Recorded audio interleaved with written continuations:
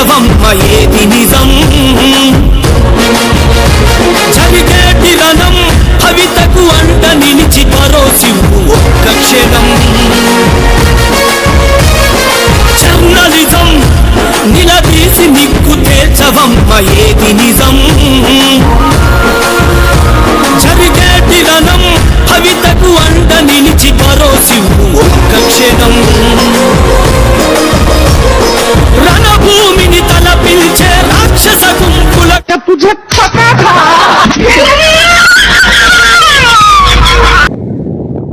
Right. నమస్తేనండి. సమాజంలో ఎందరో మహిళలు అనేక చిత్రహింసలకు గురవుతున్నారు. కొందరు కామందుల వల్ల విధి వక్రీకరించి ఎన్నో సమస్యల్ని సృష్టిస్తుంది. ఆ సమస్యలను మోయలేక ఎందరో అసూలు బాసిన వారు కూడా ఉన్నారు ఈ సమాజంలో. కానీ రాజకీయంగా కూడా ఒక గొప్ప పేరున్న ఒక మాజీ సర్పంచ్ గారు మన దగ్గర ఉన్నారు. ఒక మాజీ సర్పంచ్ గారు కూడా ఈరోజు ఒక మానవ జాతిలో ఉన్న క్రూర మృగాల వల్ల కూడా ఇక్కడ ఈమె ఈరోజు ఎంతో బాధపడుతుంది. ఆ బాధ అంతా ఇంత కాదు, చెప్పనలవి కాదు. ఆ బాధను రాష్ట్రంలోని కాంగ్రెస్ ప్రభుత్వ అధికారంలో ఒక మంత్రులను కలవడానికి ఈరోజు హైదరాబాద్ సచివాలయానికి వచ్చి కొందరు మంత్రులు కూడా కలిసి ఆమె వినతి పత్రాలు ఇచ్చినట్టు కూడా మనకు అందింది. ఈ క్రమంలోనే ఇక్కడ మనకు ఆమె స్పెషల్ ఇంటర్వ్యూ పోతుంది. ఆమె ఎవరు, ఏమిటి, ఆమె సమస్య ఏమిటి అని తెలుసుకునే ప్రయత్నం చేద్దాం. నమస్తే మేడం. మేడం, ఇప్పుడు మీ పేరేంటి, మీ ఊరేంటి, ఏంటి మీ సమస్య? మీరు హైదరాబాద్ ఎందుకు వచ్చారు? నా పేరు తోటకూర లక్ష్మి. కాపుల కనపర్తి గ్రామం, కాపుల కనపర్తి సింగం మండల్, జిల్లా హన్మకొండ. నా భర్త చచ్చిపోయినప్పటి నుండి నేను చాలా బాధలు మోసాను. నా బాధలతో నేను ఎవరికి చెప్పుకోలేని పరిస్థితి. అలాంటి బాధల నుంచి కూడా నేను చేసుకొని ఒక సర్పంచ్ ఉండి కిరాణం అమ్ముకొని మంచి స్థాయిలో పెరిగిన దాన్ని నేను లాస్ట్కు హోటల్లో చిప్పలు కడిగే స్థాయికి వచ్చింది. చిప్పలు కడిగే స్థాయి నుంచి నేను నా బిడ్డను బట్టి కొన్ని ఉండగానే నాకు కొందరు ఏం చెప్పిందంటే నీ భూమి నీకు ఇప్పిస్తాము, నీ ఫ్లాట్ నీకు ఇప్పిస్తాము, నీ ఇల్లు నీకు ఇప్పిస్తాము, అవన్నీ మేము చేపిస్తాము, మాకు కొన్ని డబ్బులు అవసరం అని అంటే నేను అన్నీ ఇచ్చుకుంటూ వచ్చాను. కానీ లాస్ట్కి వచ్చినాక మమ్మల్ని మానభంగం చేయడానికి తయారయ్యారు. మానవులు ఒక ప్రజాప్రతినిధి, ఒక సర్పంచ్ గారు, గతంలో వరంగల్ జిల్లాలో ఒక గ్రామానికి చెందిన సర్పంచ్ గారు, ఒక ఎమ్మెల్యే గారు ఆ సర్పంచ్ని కొంచెం బాధ పెడితే ఆ సర్పంచ్ మహిళా సర్పంచ్ నరసింహారావు సమాజం ఏమనుకున్నా పర్వాలేదంటూ ఆ ఎమ్మెల్యేను గద్దె దిగలేక కూడా వదిలిపెట్టకుండా తెలంగాణ రాష్ట్రంలో ఆ ఎమ్మెల్యే ఓడిపోయిన తర్వాత సుభాష్ సర్పంచ్ గారు అని ఒక పేరు తీసుకున్నారు. ఇక్కడ మాజీ సర్పంచ్ ఉంది. ఈ మాజీ సర్పంచ్ కూడా అదే కోపం చెందిన బాధలో ఉన్నారు. ఈ బాధల్ని ఆమె ఒక దుఃఖంతో బిడ్డ ఆ దుఃఖంలో ఉంది. మేడం, అసలు ఏం జరుగుతుంది? మీరు ఎందుకు ఇంత దుఃఖంలో ఉన్నారు? ఇలా హైదరాబాద్లో ఎవరిని కలిశారు? నేను కొందరు ముఖ్యమంత్రులను కలిశాను, కొందరు రాజకీయ మంత్రులను కూడా కలిశాను. హైదరాబాద్కి వెళ్ళాను. నేను కొందరు తెలిసిన నాయకులను కూడా కలిశాను. నేను కలిసింది ఎందుకు అని అంటే నాకు డబ్బులు రావాలి, నా గోల్డ్ నాకు రావాలి, నా ఇల్లుతో కూడా నాకు అవసరం లేదు. కొన్ని డబ్బులు రావాలంటే ఎవరైనా మోసం చేసి తీసుకున్నారా? ఎవరు, ఆయన పేరేంటి, ఎందుకు మోసం చేస్తున్నారు? బండి సుభాష్ చందర్ వాళ్ళది. ఏం పేరు? బండి సుభాష్. ఎక్కడ ఉంటాడు?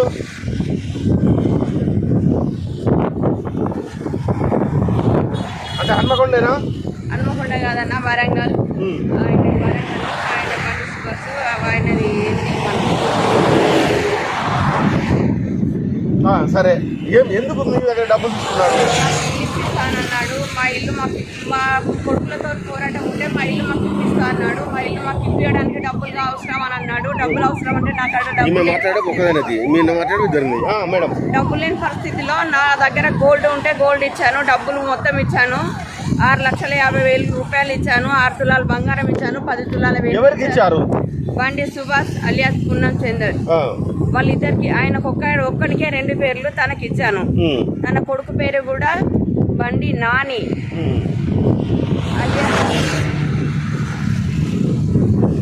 బండి. సరే, ఇప్పుడు మరి ఆ డబ్బులు అడగకపోతే ఏమంటారు? మీరు ఎందుకు ఇచ్చారు? ఆ డబ్బులు అడగడానికి పోతే నన్ను పెళ్లి చేసుకోవాలని అంటున్నాడు. నన్ను హింస పెడుతున్నాడు. నన్ను బాధలు నా బాధలు పెడుతున్నాడు.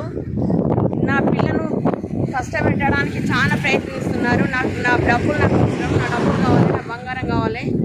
వాళ్ళతోని నాకు ఏవి ప్రాణభయం బాగా ఉన్నది. నాకు నా బిడ్డకు ప్రాణభయం ఉన్నది. మేము తప్పించుకొని తిరుగుతున్నాము. ఈరోజు బిడ్డ మీ పాప ఉంది, చదువుకుంటున్నది. డబ్బులు అడితే ఏంది మీకు ప్రాణభయం ఉందని చూస్తామన్న వరంగల్ సిపి కూడా ఇచ్చారు. ఈ రోజు తెలంగాణ సచివాలయంకి వచ్చి మంత్రులు కూడా మీరు పిటిషన్లు ఇవ్వడం జరిగింది కదా. మీ పాపను మిమ్మల్ని టార్గెట్ చేసుకున్నారా? మీరు ఎక్కడ కనిపించకుండా తిరుగుతున్నట్టు సమాచారం. నేను టార్గెట్ చేసుకున్నారు కాబట్టి నా పాప హాస్టల్లో నేను బయటకు రాకుండా చేశాను. నేను కూడా ప్రాణభయంతో బయటకు రాకుండా నేను దొంగతనంగా పిటిషన్లు ఇవ్వడం జరుగుతుంది. నేను హైదరాబాద్ సత్యవాలయంలో పోయి మంత్రులకు కలవడం జరిగింది. వాళ్ళతో నేను సిపి గారికి మళ్ళీ చెప్పించుకోవడం జరిగింది. అందుకోసమనే నేను బయటకు వచ్చి నేను నిజంగానే భయం లేకుండా చెప్పడానికి కూడా నేను ఆడడం లేదు. ఎందుకు అంటే ఇప్పుడు చాలామంది నాలాంటి అక్క చెల్లెళ్ళ కూడా చాలా ఇబ్బందులు జరుగుతున్నాయి. వాడు ఘోరమైన మృగం కాబట్టి వాని వల్ల కొందరు మనుషులు చిత్రహింసలు కూడా పడిండ్రు. అందుకోసమనే నేను నిజంగా కూడా బయటకు వచ్చి చెప్పాలనుకొని చెప్తున్నాను. అంటే మీరు మీ ఊర్లో ఉంటున్నారా లేకుంటే ఇంకెక్కడన్నా తలదాచుకుంటున్నారా? నేను బయటకు వచ్చి తలదాచుకుంటున్నాను. ఊర్లో నన్ను చిత్రహింసలు పెట్టి చంపాలని వాడు అనుకున్నాడు కాబట్టి నేను వాళ్ళ దగ్గర నుంచి నైట్ రాత్రి 12 గంటలకి ఇంట్లోకి వచ్చిన తర్వాతకి తెల్లారి పొద్దున వాడు నాతో గొడవ పడి నేను ఈ రోజు ఎట్లయినా తీసేస్తామని చెప్పగానే తీసేస్తామంటే నీ పని ఈ రోజు ముగింపు అవుతుంది అని అన్నారు. దేనికి అని అంటే నీకు తర్వాత తెలుస్తుంది, ఇప్పుడు కాదు అని అన్నారు. అది ఏంటిది అని అడిగితే వాడు ఏం చెప్పలేదు. చెప్పకుండా ఏం మాట్లాడాడంటే 80% ఈ రోజు నీ పని ముగింపు అవుతుంది, ఇక నువ్వు ఎవరితో చెప్పుకుంటూ తీయి అని అనేసరికి నాకు ప్రాణానికే నాకు ప్రమాదం ఉన్నది అని నేను బయటికి వెళ్ళి డబ్బులు అడుగుతానేనా? డబ్బులు గోల్డ్ అడిగినందుకే ఈ ఎందుకు ఇచ్చారు డబ్బులు గోల్డ్? మీరు బట్టికే ఎందుకు ఇచ్చారు? బట్టికే ఇయ్యలేదు. నా ఇల్లు, నా ఫ్లాట్, నా భూమి నాకు ఇప్పిస్తాను అని నా కొడుకు. ఎక్కడ ఉంది ప్లాట్ భూమి? ఎక్కడ ఉంది? నీకు ఎందుకు రావడం లేదు? కాపులా కనపర్తి సంఘంలో కాపులా కనపర్తిలో నా భూమి ఉన్నది. సంఘం మండల్ మాది.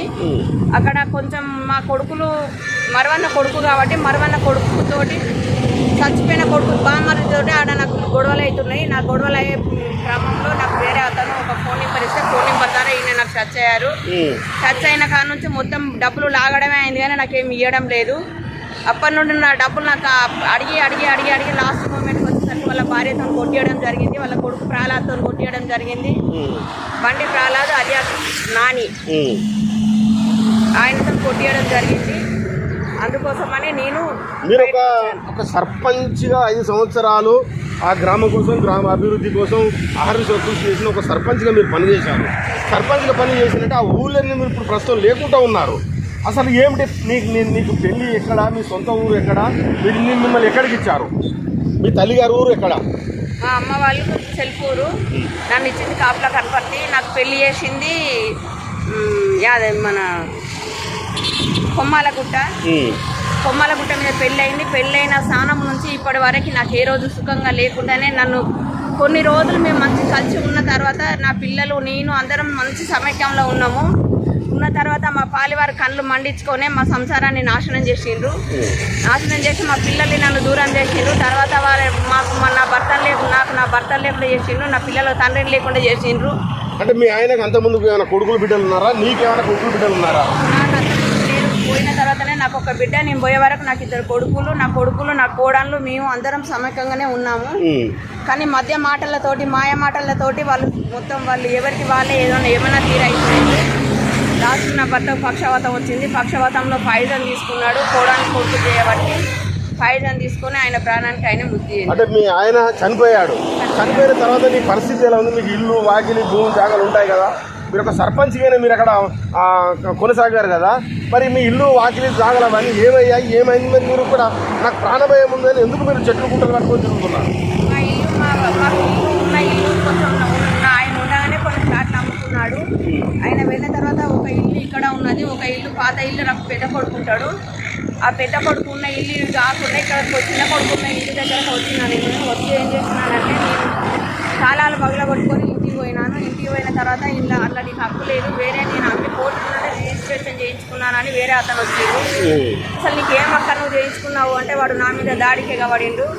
తర్వాత 2 పోలీస్ స్టేషన్లో పెట్టిండు. సల్లా ధర్మారెడ్డి దగ్గరికి వెళ్ళాను. సల్లా ధర్మారెడ్డి నీకే న్యాయం అమ్మ, ఇల్లు నీది, నీ భర్త కట్టిండు, నీకే ఉండాలి ఇల్లు, బయట వారికి లేదు అని చెప్పాడు. బయట వారికి లేదు అని అన్న తర్వాతకి నేను మళ్ళీ సంఘం పోయినాను. మేడం ఇది పరిస్థితి అంటే, నేను ఎవరితో మాట్లాడాలమ్మా, మీ ఊళ్ళో గోపాలరావు ఉన్నాడు. గోపాలరావు అంటే ఎవరు? ఆయన ద్వారా మీకు ఏమైనా ప్రాబ్లం ఉందా? ఆయన ఒక కొత్తగా వచ్చిన ఎన్నుకున్న సర్పంచ్ కాబట్టి గోపాలరావు చెప్పినట్టు. అంటే మీ తర్వాత ఆయన సర్పంచ్ గా అయిందా? అవును. అంటే ఆయన ద్వారా మీకు ఏమైనా ప్రాబ్లం ఉందా? ప్రాబ్లమే ఉన్నది. ఆయన ఇప్పుడు ఇదంతా చేసిన దానికి కారణం కూడా తనే ఉన్నాడు. ఇదంతా చేసిన తనదే ఉన్నది. ఆయన తర్వాత సుతారి బాలకృష్ణది ఇంకా చాలా పెద్దగా ఉన్నది. దీని తర్వాతకి ఇంకా బాలకృష్ణది ప్లస్ నా పాలివార్లది, నా కొడుకుది, ఇల్లు వార్లది, ఇంకా నేను తర్వాత మళ్ళీ పెట్టుకునేది ఉన్నది. దీంతోనే కాదు, ఇప్పుడు మాత్రం ఇది మీరు ఆ మధ్య సిపికి ఇచ్చారు కదా, అంటే మీ దగ్గర ఇల్లు రిజిస్ట్రేషన్ చేపిస్తా అని బండి సుభాష్ అనే వ్యక్తి డబ్బులు తీసుకోవడానికి ఈ ఫిర్యాదు మీరు సిపికి కూడా ఇవ్వడం జరిగింది. తోటకూర లక్ష్మి, భర్త చక్రపాణి లేట్, కాపుల కాన్పర్తి మండల సంఘం, హన్మకొండ జిల్లా. బట్ వచ్చేసి ఏంటంటే మళ్ళీ మీరు ఈ రోజు కూడా మీరు హైదరాబాద్ సచివాలయానికి వచ్చి మంత్రులను కలిసినట్టు సమాచారం. అంటే ఎందుకు మళ్ళీ మంత్రులను కలిసి మీరు సిపి కంప్లైంట్ ఇచ్చారు కదా? సిపికి ఇచ్చినాం కాబట్టి అక్కడ సిపి గారు మమ్మల్ని కొంచెము అంటే బయటికి పోయి అక్కడ చెప్పుకోమన్నారు. ఎక్కడ మన మామూలుగా చెప్పుకోమన్నారు. మామూలుగా చెప్పుకోవాలంటే మామూలుగా పోవడానికి నాకు కరోనా భయం ఉన్నది కాబట్టి నేను ఇక్కడ వీళ్ళను మంత్రులను కలిసి మంత్రులకు చెప్పుకున్నాను. నా బాధ అనేది వాళ్ళకి చెప్పుకున్నాను కాబట్టి మళ్ళీ సిపి గారికే రాశారు మేడం గారు. మరి మీ పాప ఎంత వయసు ఉంటుంది, ఎక్కడ చదువుకుంటున్నది? మీ పాపను కూడా ఎవరు తెలియని ఏదో కాలేజీలో వేసినట్టు సమాచారం. మీ పాప కూడా ఏమైనా ప్రాణభయం ఉందా? మా పాప కూడా ఉన్నది కాబట్టి మా పాప ఇక్కడ హైదరాబాద్లో చదువుకుంటుంది. మైసమ్మ కూడా మల్లారెడ్డి యూనివర్సిటీ అక్కడ నా పాప చదువుకుంటాను కాబట్టి ఆమెను కూడా బయటికి రాకుండా నేను ఆమెను అసలు బయట ఎవరితో మాట్లాడకుండా ఆమెను అక్కడే ఒక్కదాన్నే ఉంచాను. ఆమె చదువుకుంటుంది. నేను నా తల దాచుకొని నా ప్రాణాన్ని అరిచేతిలో పెట్టుకొని నా అంతటా నేను తిరుగుతున్నాను. అంటే మీకు హన్మకొండలో ఒక రూమ్ ఉంది అని సమాచారం. అంటే మీరు హన్మకొండలో ఉండడం లేదు. హన్మకొండలో కిరాయికి ఉన్న రూమ్ కాబట్టి హన్మకొండ కాదు, నేను రంగశేపేట నుంచి నేను ఇట్లా బయటకు వెళ్ళొచ్చాను. బయటకు వెళ్ళొచ్చిన తర్వాత ఇప్పటికీ ఆ రూమ్ కాడికి నన్ను రాకుండా చేశారు. నేను ఇప్పుడు ఆ రూమ్ కాడికి పోతే నాకు ప్రాణభయం ఉన్నది అనేది. ఎందుకంటే రూమ్ కాడికి పోతే చంపాలని అనుకుంటారు కాబట్టి రూమ్ కాడికి వెళ్ళట్లేదు. మీరు తల దాచుకునే కోసం కరీంనగర్, జగిత్యాల, మంతని ఆ ప్రాంతంలో దూరంలో ఉన్న మీ చుట్టాలు, వరంగల్ ఉన్న చుట్టాలు అక్కడ 2 రోజులు ఉంటున్నట్టు సమాచారం. మరి ఇట్లా ఎన్ని రోజులు ఇట్లా నువ్వు తిరుగుతావు? ఈ బాధ అనేది పాడులోకం నుంచి ఈ బాధలు అనేటివి బయటకు వచ్చే వరకు నేను బయటనే తల దాచుకుందామని అనుకుంటున్నా. సిపి గారు నా మీద దయదలిచి దీని గురించి ఆయన పట్టించుకొని, నా బాధను దయదలిచి ఆయన పట్టించుకొని బయటికి తీసే వరకు నేను టార్గెట్ ఎవరు? మీకు ప్రాణభయం ఉంది? ఎవరి ద్వారా మీకు ప్రాణభయం ఉంది? బండి సుభాష్. అంటే ఆయనకు మీకు ఏంటి? మీకు ఏమైనా చుట్టం అవుతాడా, పక్కం అవుతాడా? ఆయనకు మీకు ఏంటి? మాకేంటి లేదు. ఆయన చుట్టం కాదు, పక్కం కాదు, మాకు ఏం కాదు. ఒక తెలిసిన మనిషి ద్వారా నేను ఫోన్ నెంబర్ తీసుకున్నాను. ఫోన్ నెంబర్ తీసుకుంటే ఫ్లాట్ ఇప్పిస్తాడు అని అనుకున్నానే తప్ప కానీ డబ్బులన్నీ లాక్కొని మా సలహాలన్నీ గుంజుకొని నా వెనుక ఎవరు నాకు అండగా లేరు అని మా ప్రాణాలకు తెగబడి చంపుతాడని అనుకోలేదు నేను. అంటే అప్పుడు మీ ఎమ్మెల్యే ఉన్న చల్లధర్మారెడ్డిని కూడా కలిసారని తెలిసింది. ఆయన ఏమన్నాడు అప్పుడు? చల్లధర్మారెడ్డి నీ ఇల్లు నీకే అని అన్నారు. ఈయన గురించి మీ చల్లధర్మారెడ్డి దగ్గరికి పోలేదు. ఇదే ఫస్ట్ టైం నేను సిపి గారి దగ్గరికి వెళ్ళడము. ఈ ఫస్ట్ టైం నుంచి ఇప్పుడే నేను మొత్తం దీన్ని బయటికి మీరు ఇప్పుడు మంత్రులను కలిశారు, ఆ వరంగల్ సిపిని కలిశారు. మీరు చివరగా వాళ్ళని ఏం కోరుతున్నారు? మీకు ఎలాంటి న్యాయం జరగాలి? నా గోల్డ్ నాకు రావాలి, నా డబ్బులు నాకు రావాలి, నా ఇంటి సామాన్ నాకు రావాలి, నాకు నా బిడ్డకు ప్రాణ రక్షణ కావాలి. ఇది మంత్రులకు, వరంగల్ సిపి గారికి అది బాధను చెప్పుకొని మేము బ్రతకలేము, మేము ప్రాణభయంతో ఉన్నాను అంటూ కాపుల కనపర్తి మాజీ సర్పంచ్ తోటకూర Lakshmi wife of Chakrapani late. But ఈమె ఏమైందంటే బిడ్డను ఎక్కడో చదివించుకుంటూ ఈమె హన్మకొండలో ఉండదు, అటు పుట్టింటి కాడ ఉండదు, ఎక్కడ ఏ ఊళ్ళో ఉంటుందో తెలియదు. కానీ ఈరోజు మాత్రం సచివాలయంలో ఆమె ప్రత్యక్షమై కొందరు మంత్రులను కలిసి వినతి పత్రాలు ఇవ్వడం కూడా జరిగిందట. తక్షణమే నాకు బండి సుభాష్పై ప్రాణ భయం ఉంది, నా పాపకు నాకు ప్రాణ భయం ఉంది, మమ్మల్ని చంపే కోసం ప్రయత్నం చేస్తున్నాడు, నేను ఎక్కడో ఏదో ఒక ఊళ్ళో దగ్గర దూరపుల బంధువులలో కూడా తలదాచుకుంటున్నానని ఒక మాజీ సర్పంచ్, ఈరోజు సమాజంలో సర్పంచ్ అంటే గ్రామానికి ప్రథమ పౌరులుగా ప్రథమ ప్రౌఢుగా ఉండే ఈ సర్పంచ్లకు మాజీ సర్పంచ్, అప్పుడు ఆమె ఆ గ్రామానికి కాపలా కనబడితే గ్రామానికి కూడా ఎన్నడూ కృషి చేసిన ఒక మాజీ సర్పంచ్కి ఇంత కష్టం వచ్చిందంటే మామూలు వాళ్ళ పరిస్థితి ఎలా ఉంటుంది. తెలంగాణ రాష్ట్రంలో కూడా ఎందరో మహిళలు మనం చూస్తున్నాం. వరంగల్ జిల్లాలో నియోజకవర్గానికి చెందిన ఒక ఎమ్మెల్యే, ఒక మాజీ ఎమ్మెల్యే ఒక మహిళను ఒక సర్పంచ్ని లొంగ తీసుకునే కోసం ఆమెను నానా తిప్పలు పెడితే అక్కడ జరిగింది ఏంటంటే అక్కడ ప్రత్యేకించి మొత్తం టోటల్గా ఆమె మీద అటాక్ చేసి ఆయనకు నోటిపించడం జరిగింది. కాబట్టి ఏంటంటే తక్షణమే ఇంటికి ఆ మంత్రులైనా కానీ ఆ సిపి గారైనా న్యాయం చేయాలని కోరుకుందాం.